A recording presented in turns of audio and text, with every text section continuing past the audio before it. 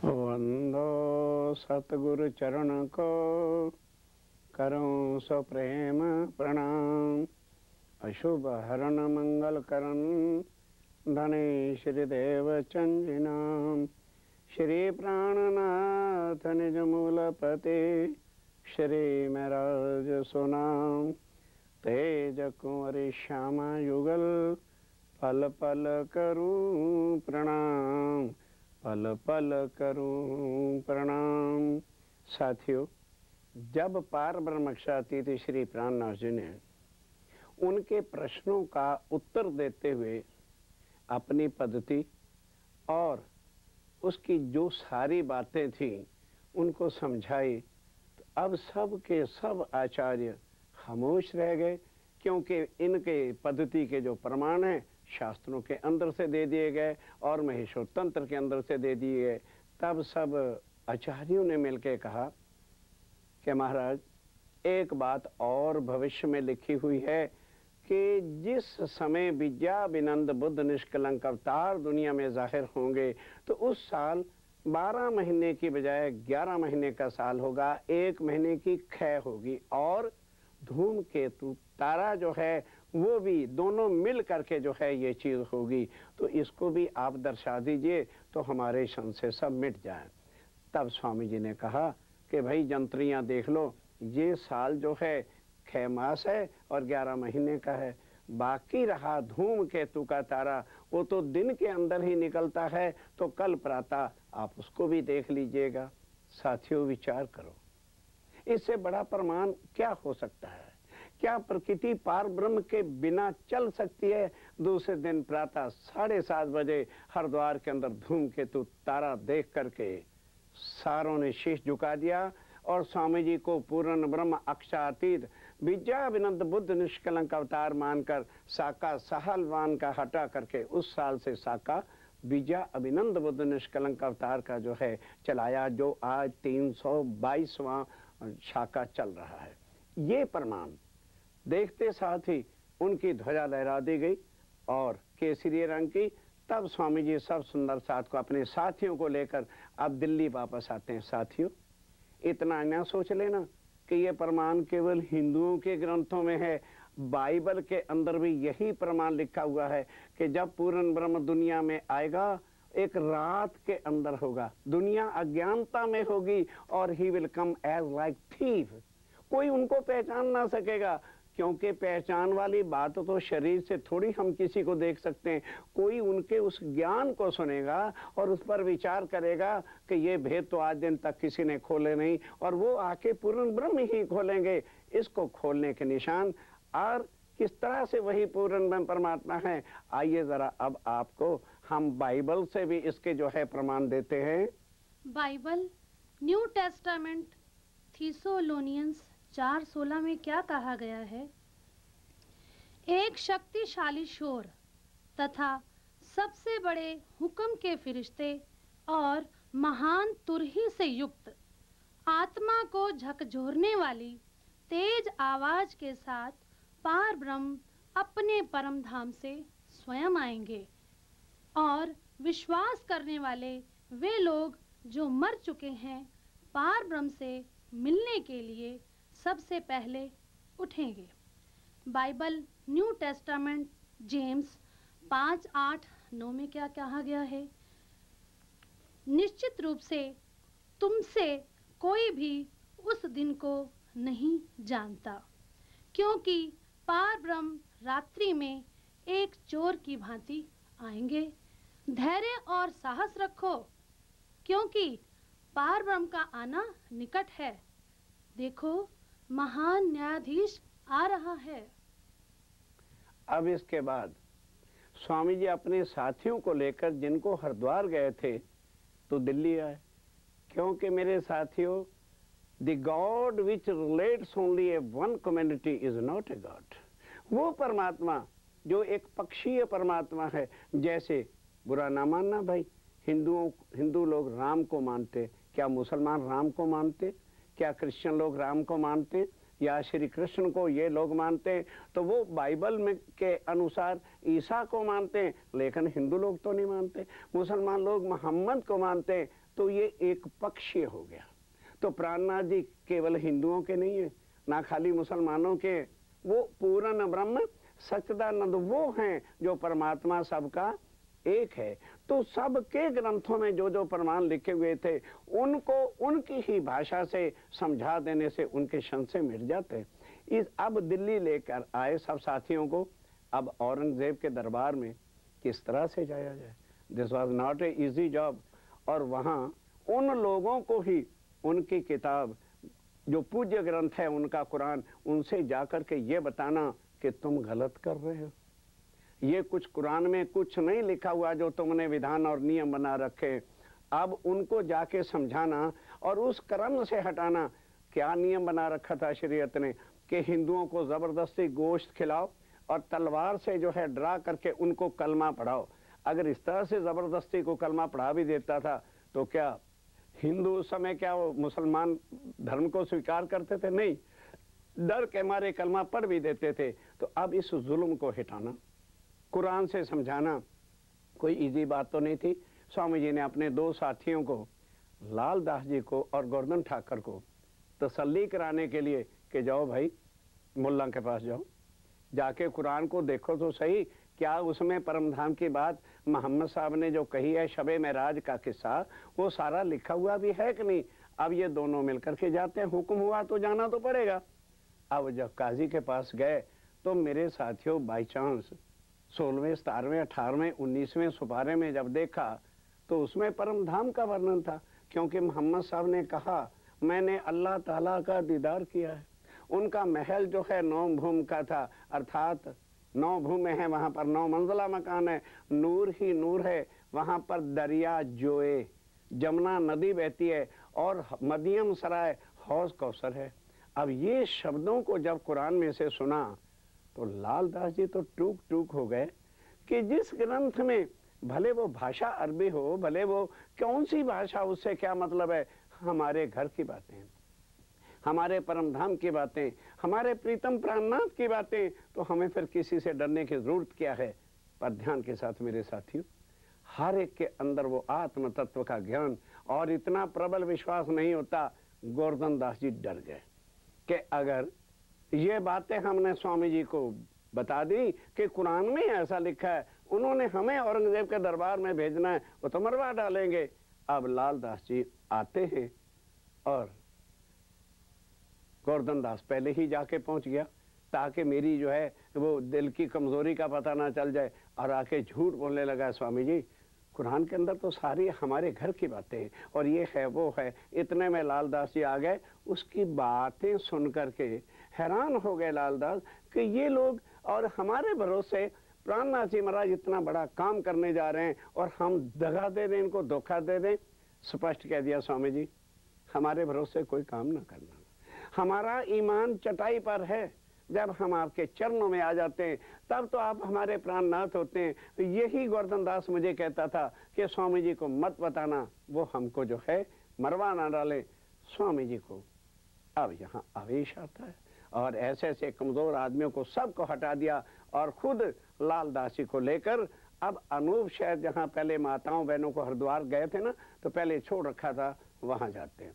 तो रास्ते में पूर्ण परमात्मा 5 शक्तियों के साथ आके हृदय में प्रवेश करते हैं।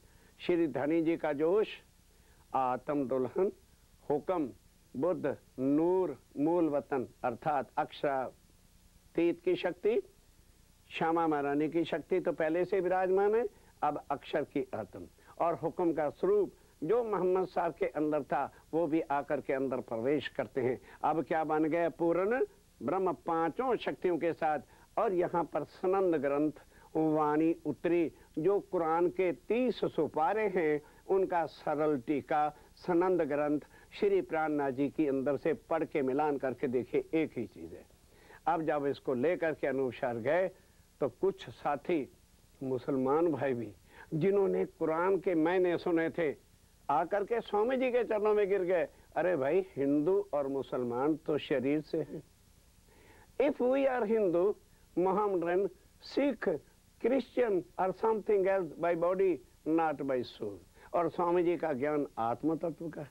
आत्मा ना हिंदू है ना मुसलमान है, ना सिख है, ना ईसाई है। ये है प्राणनाथ जी की वाणी, जो सबके धर्म कर्मों के झगड़े निपटाकर, नीच ऊंच जाति पाति के भेदों को मिटाकर एक रस करने वाली है। जब तक हर मानव को आत्म तत्व का ज्ञान नहीं मिलेगा, तब तक कोई भी जो है एक रूप में हो नहीं सकता। और ये ग्रंथों में लिखा भी है कि जब वो आएगा, उसकी पहचान यही होगी कि वो हिंदू मुसलमान के झगड़े मिटा के सबको एक करेगा। अब उस सनंद ग्रंथ के साथ जो भी मुसलमान भाई हैं, अगर कोई पढ़ लेगा तो कौन उसको जो है इनकार करेगा। सारी कुरान का टीका उसके अंदर उतरा। तब स्वामी जी ने अपने साथी शेख बदल, जो मुसलमान होते हुए पूर्ण ब्रह्म अल्लाह ताला की पहचान कर ली कि यही अल्लाह ताला हैं, 11वीं सदी में आने थे, अपना ईमान लाया था, तब स्वामी जी ने वो ग्रंथ दिया कि जाओ दिल्ली और जा करके मुसलमान काजियों को और बड़ों बड़ों को सुनाओ। तब वो लेकर के आए। सब सुनते हैं, हैरान तो होते हैं, पर क्योंकि हिंदी में था इसलिए किसी ने स्वीकार नहीं किया। इतने में स्वामी जी फिर वापस आए। आ करके शेख बदल ने बताया कि हुजूर, मैंने प्रयास तो पूरा किया था, पर वो लोग मानते भी हैं दिल दिल में, लेकिन कहते हैं भाई हिंदी है, शरीयत हमको इजाज़त नहीं देती। ठीक। अब स्वामी जी अपने साथियों को लेकर सराय रोहिला, उस समय सराय रोहिला खां बिल्कुल एक बॉर्डर था दिल्ली का, आज तो बहुत बढ़िया बस्तियां और बस गई हैं, तो वहाँ जाकर अपने साथियों को बैठकर, अब कायमुल्ला एक लड़का जो कुरान को अरबी भाषा से फारसी और उर्दू में ट्रांसलेशन टीका कर सकता था, पैसे पर ला के रखा, नौकरी जैसे किसी को देते हैं तनख्वाह पर। अब वो कहने लगा जी अगर तफसीर हुसैनी मिल जाए तो फिर कुरान, तफसीर हुसैनी और सनंद ग्रंथ बिल्कुल एक हो जाएंगे। तब ये आज्ञा स्वामी जी ने दयाराम भाई, जो दिल्ली के रहने वाले स्वामी जी के साथी थे, उनको कहा। तो दयाराम ने कहा स्वामी जी ये कौन सी बड़ी बात है, फतेहपुरी में मेरी दुकान है दिल्ली में, और फतेहपुरी के मस्जिद का जो काजी है वो मेरा मित्र है, मैं किसी ना किसी तरह से ले आऊँगा। अब दयाराम जी जाते हैं और किसी ना किसी बहाने से वो तफसीर हुसैनी 40 रुपए दे के मोल लेके दौड़ते दौड़ते सराय रोहिला स्वामी जी के पास चरणों में आ गए। अब स्वामी जी ने सराय उसको देखकर अब कायमुल्ला लड़के को कहा भाई इसको बैठ के तू पढ़, और पढ़ करके मुझे सुना। तो 3 दिन तक स्वामी जी वहाँ से हिले नहीं। सनंद ग्रंथ जो कुलजम स्वरूप की वाणी स्वसम वेद के अंदर है, कुरान का पूरा टीका 30 पारों का, उधर 30 पारे हैं तो इधर 30 विकरण है, एक एक चीज मिला करके, और फिर तफसीर हुसैनी का टीका ट्रांसलेशन जो है फारसी में, अरबी में और उर्दू में करके सब साथियों को अब स्वामी जी चर्चा सुनाते हैं कि देखो भाई जो हमारा परम धाम है उसी के बारे में कुरान में है या कुछ और भी है। अब मुसलमानों ने क्यों नहीं इसको समझ पाया, क्योंकि मोहम्मद साहब ने कहा था शब्द मुक्त आर्थ, अर्थात वो गुज बातें जो परम धाम की है, वो जब अल्लाह, वो खुदा, वह पूर्ण ब्रह्म प्राणनाथ जी दुनिया में आएंगे, खुद आकर के खोलेंगे। जैसे मेरे साथियों पहले ही सुपारे का नाम है अल्फ लाम मीम। कोई मुसलमान भाई, कईयों से हमारी भी मुलाकात हुई, भाई इसका मायना क्या है। अब उन्होंने ट्रांसलेशन भी कुरान का कर दिया, तो नीचे क्या लिखा है, इन हरफों के, इन शब्दों के, इन वर्ड्स के मीनिंग अल्लाह ताला के बिना कोई कर नहीं सकता। तो अपने साथियों को अभी समझा रहे हैं सराय रोहिला में बैठकर कि ये देखो अल्फ कहा मोहम्मद को, रू अल्लाह ईसा लाम, मीम कहा पाक मेहंदी को, ये तीनों मिल भय इमाम। इमाम मेहंदी के अंदर ये तीनों शक्तियाँ ईसा रू अल्लाह की और मोहम्मद साहब की और मेहंदी की आकर के मिलेंगी, वही पूर्ण में परमात्मा अक्षातीत तो होगा। अब वहाँ से सारी बातें जो भी गुज बातें थी, 7 निशान क़यामत के खोलने और 6 दिन का क्या प्रसंग है, वो सारी बातों के टीके उनको समझा कर अब मिलकर क्या आए, बोलो भाई अब औरंगजेब के दरबार में कैसे जाया जाए। तब सब साथियों ने राय दी कि स्वामी जी अब हमें डर किस बात का है, 5 रुक्के उन आदमियों के लिए, रुक्के मीन्स लेटर्स तैयार किए जाए, विषय सबका एक होना चाहिए। एक तो सबसे बड़ा शेख निज़ाम, हिस्टोरिकल चीज़ें हैं मेरे साथियों, उठा करके देखो, औरंगजेब का जो राज्य गुरु था अर्थात उस्ताद उर्दू भाषा में कहते हैं, उसका नाम शेख निज़ाम था कि एक उसके नाम से चिट्ठी लिखी जाए और एक शेख इस्लाम के नाम से चिट्ठी लिखी जाए जो पार्लियामेंट का शरीयत का सबसे बड़ा काजी है और सुप्रीम कोर्ट का जज है। शेख निज़ाम और शेख इस्लाम, और उसके बाद रज़वी खान जो दीवान है जिसको आज हम पीए कहते हैं, एक उसके नाम से चिट्ठी जाए, क्योंकि इन आदमियों की डेली कई बार जो है औरंगजेब से मुलाकात होती है। तो जब हम इनके पास रुक के भेजेंगे, लेटर्स भेजेंगे, इमाम मेहंदी की आने के निशान जाहिर करेंगे, तो ये लोग भी औरंगजेब तक बात चले जाएंगे। उसके बाद आकल खान जो सबसे बड़ा दिल्ली के अंदर कुरान की तालीम देता था मुसलमानों को, उसका नाम आकल खां था। और उसके बाद जो है जो DIG पुलिस का था रज़वी खान, उनको जो है जा कर के एक रुक्का हम दे। तो उसके अंदर अब स्वामी जी बैठ के रुक्का लिखवाते हैं ध्यान के साथ भाई, कि जब इमाम मेहंदी अल्लाह ताला आएंगे तो 7 निशान सबसे बड़े जाहिर होंगे। भाई सुनने वालों ध्यान से एक बार सुन लो, क्योंकि बार बार तो ये विषय आएगा नहीं। 7 निशान क़यामत के क्या हैं? सबसे बड़ा निशान क्या है कि जब इमाम मेहंदी वह पूर्व में परमात्मा दुनिया में आएंगे तो कब्रों से मुर्दे उठेंगे।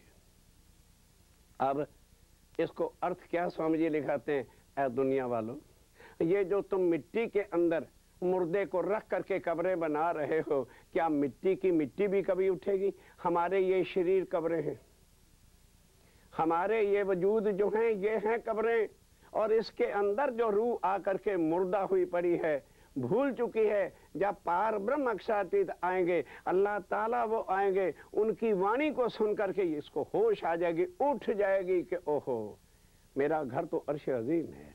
ये है कब्रों से उठना। और दूसरा निशान क्या है कि सूरज पूरब की बजाय पश्चिम से निकलेगा। अब आप सोचिए, कभी प्रकृति भी अल्लाह ताला आके बदल देगा कि सूरज जो ईस्ट से निकलता है वो वेस्ट से निकले? नहीं नहीं नहीं नहीं नहीं, नहीं। आइए इसका अर्थ क्या है?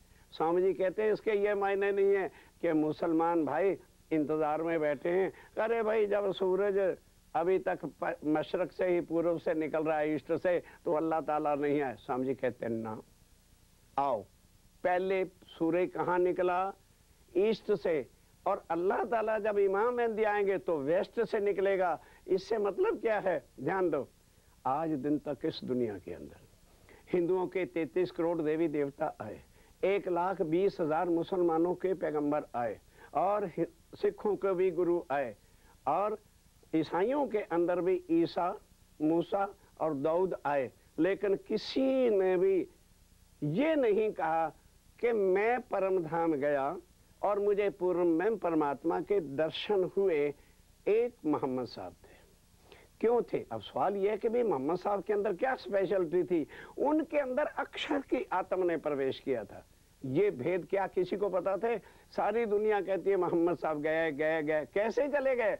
मोहम्मद की बॉडी नहीं गई, वो तो अरब के अंदर ही रही। अक्षर की आत्म जो अंदर प्रवेश कर चुकी थी, उसको जो है पूर्व में परमात्मा ने परम धाम बुलाया, 90,000 हरूफ की बातें सुनाई और कहा 30 तो दुनिया में जाहिर कर दो, शरीयत चलाओ, और 30 जो है कोई खास जानने वाला हो तो उसको पहचान कराना, और 30 जो मेरे परम धाम की बातें हैं, ये है वो कुछ बातें।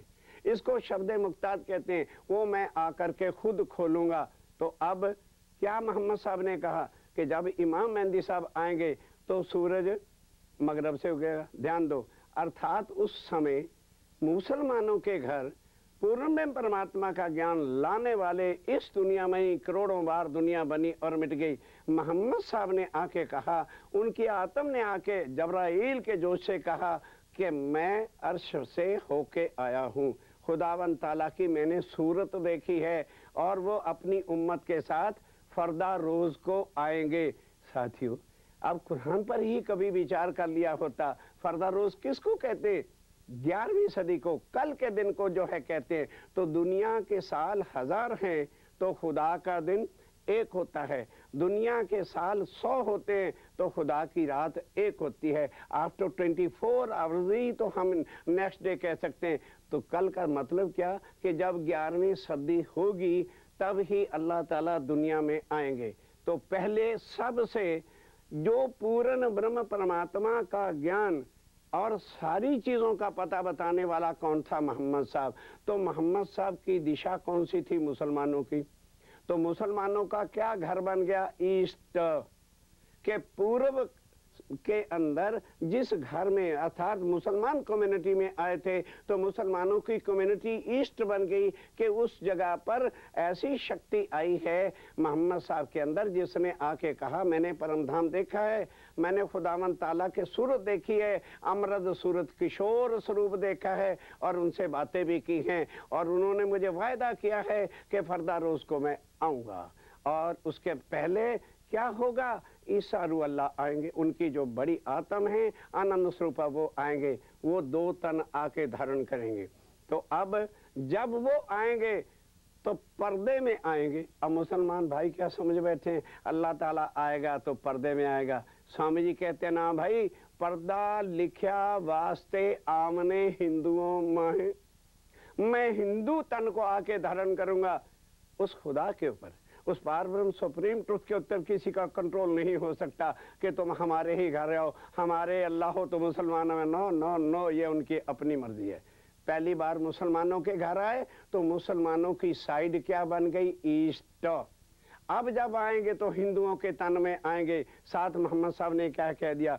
जब वो उधर से ज्ञान उदय होगा, सूर्य उदय होगा, तो तुम्हारे लिए अंधेरा रहेगा। अर्थात है मुसलमानों, तुम हिंदू के वजूद को देखकर है कभी भी ईमान नहीं लाओगे। ये है भाई सूरज का पूर्व की बजाय पश्चिम से, अर्थात पूर्ण ब्रह्म इस बार जो आएंगे हिंदुओं के तन में आएंगे। आइए और क्या होगा? मोहम्मद साहब ने कहा ईसा रूह अल्लाह भी साथ आएंगे, अर्थात शामा मरानी आके पेंसी जामे दो, दूसरे पर मुद्दार, यही मोहम्मद मेहंदी ईसा, इनकी शोभा को नहीं शुमार, उसके जाहो जलाल का किसी को पता ही नहीं चलेगा। और उसके बाद क्या कहा? आजूज और माजूज। ये कहीं मिस्र में सिकंदर ने एक दीवार बनाई थी, तो क्या कहने लगे जी? आजूज और माजूज अष्टधात की दीवार को चाट रहे हैं और इमाम मेहंदी के आने पर ही वो खत्म कर सकेंगे। अब दोनों भाई जाते हैं, ध्यान देना, सुबह से लेके शाम तक चाटते रहते हैं, कागज की तरह कमजोर कर देते हैं, लेकिन गिरती नहीं है। अब स्वामी जी ने आके कहा भाई जाओ मिस्र में देखो, क्या कोई दीवार है? कोई नहीं। वो दीवार क्या है? अष्टधात की। ये अपना शरीर है, वजूद है मेरे साथियों, 5 तत्व और 3 गुण। अब सुबह से लेके आजूज क्या है? जो 100 हाथ का लंबा। एक एक चीज को समझिए, ये 7 निशान क़यामत के। आजूज क्या होगा? 100 हाथ का लंबा होगा और माजूज क्या होगा? वो 1 हाथ का लंबा होगा। तो 100 हाथ से मतलब क्या है कि दिन के टाइम में आदमी का ध्यान कितनी तरफ घूमता है? अरे भाई ये भी काम करना है, बैंक से चेक भी लाना है, उधर भी जाना है, इधर भी जाना है। सुबह से शाम तक होश नहीं रहती, 100 तरफ घूमता रह जाता है। और रात क्या है कि सब काम छोड़ छाड़ के एक तरफ आदमी सो जाता है, ध्यान एक तरफ होता है। ये है आजूज और माजूज। कब्रों से मुर्दों का उठना, सूर्य का पश्चिम से निकलना और इमाम मेहंदी साहब का आना, साथ ईसा रूह अल्लाह भी आएंगे। और उसके साथ मोहम्मद साहब ने कहा मैं भी आऊँगा। जो अनूप शहर जाते समय 5 शक्तियाँ आ गई। ये लिख करके उनको मायने बताए कि अगर तुम मुसलमान हो, इमाम मेहंदी साहब आ गए हैं, इन प्रश्नों का जवाब दो, और नहीं तो इमाम मेहंदी साहब दिल्ली में हैं, आके मिल लो। तो साथियों ये रुक के उन 5 के पास भेजे गए। 2 महीने तक उसके घर जवाब के लिए जाते रहे, किसी ने भी जवाब ना दिया, क्योंकि तारतम्य ज्ञान के बिना ये गुज बातें चाहे वेदों की हैं, चाहे शास्त्रों की हैं, चाहे कुरान की हैं, चाहे बाइबल की हैं, पार ब्रह्म के सच्चिदानंद के इस ज्ञान के बिना कोई भी जो है आकर के खोल नहीं सकता। और अब स्वामी जी खुद साक्षात पार ब्रह्म ये लिख करके उनको भेजते हैं। और उसके बाद 6 दिन का किस्सा लिखा कि ये देखो 6 दिन अल्लाह ताला दुनिया में आके रहेंगे। अब मुसलमान भाई तो कौन से 6 दिन लिए बैठे हैं? इतवार, सोमवार, मोह, मंगल, बुध, बृहस्पति और जुम्मा। भाई ये जुम्मा नहीं, वो जुम्मा। उनके 6 दिन कौन से हैं? ये 6 दिन तो ब्रह्मा विष्णु महेश के, मैकाइल अज़राइल के हैं। पहली बार पहला दिन 11 साल और 52 दिन की लीला कहाँ पर हुई? हूद नबी के घर तूफान आया, जिसको हम ब्रिज की लीला कहते हैं। दूसरा, नूह नबी के घर तूफान आया, जिसको हम रास की लीला कहते हैं। और तीसरी दिन की लीला अरब में हुई, मोहम्मद साहब के तन में बैठकर जो शक्ति से काम कराया। और चौथे दिन की लीला ईसा रूह अल्लाह का जाहिर होना, शिरधनी देवचंद जी की भी तक और सारा प्रसंग आप सुन चुके हैं। और पांचवा दिन खुद इमाम मेहंदी साहब का जाहिर होना। और छठा दिन वो जुम्मे का दिन क्या है कि अपनी आत्माओं को इकट्ठा करा के इकट्ठी नमाज पढ़ाना। यहाँ मुसलमान भाई हर 7वें दिन जुम्मे की नमाज पढ़ रहे हैं ना? क्या कोई अर्श में गया? मोहम्मद साहब ने क्या कहा कि एक ही नमाज पढ़ने से जो है हर आदमी, हर मोमिन जो है जुम्मे के नमाज वाले दिन इकट्ठे होके अर्श को चले जाएंगे। तो साथियों, पहला दिन हूद नबी के घर, दूसरा नूह नबी के घर, तीसरा अरब के अंदर, चौथा ईसा रूह अल्लाह का दिन, पांचवा इमाम मेहंदी का दिन। अब ये छठा दिन जो है आत्माओं का इकट्ठा करना अर्थात जुम्मे का दिन है। इस दिन जो भी बशर उस पूर्ण में परमात्मा प्राणनाथ जी की पहचान करके उनके चरणों में आके सजदा बजा देगा, अपने को समर्पित कर देगा, वो सीधा परम धाम को चला जाएगा। और फिर 7वें दिन में खुद खुदा तख्त के ऊपर बैठकर इंसाफ करके जो है सब दुनिया को, बाकी जो बच जाएगी उनको 8 बहिश्तों में कायम करेंगे। साथियों, 6 दिन, अब छठा दिन चल रहा है, तो 7वां दिन यहाँ नहीं होना। वो निराकार से आगे योग माया में जहाँ अखंड होगा, सब दुनिया मिलती एक ठौर, फिर कोई ना कैसी धनी मेरा, और वहाँ सब दुनिया एक हो जाएगी। कैसे?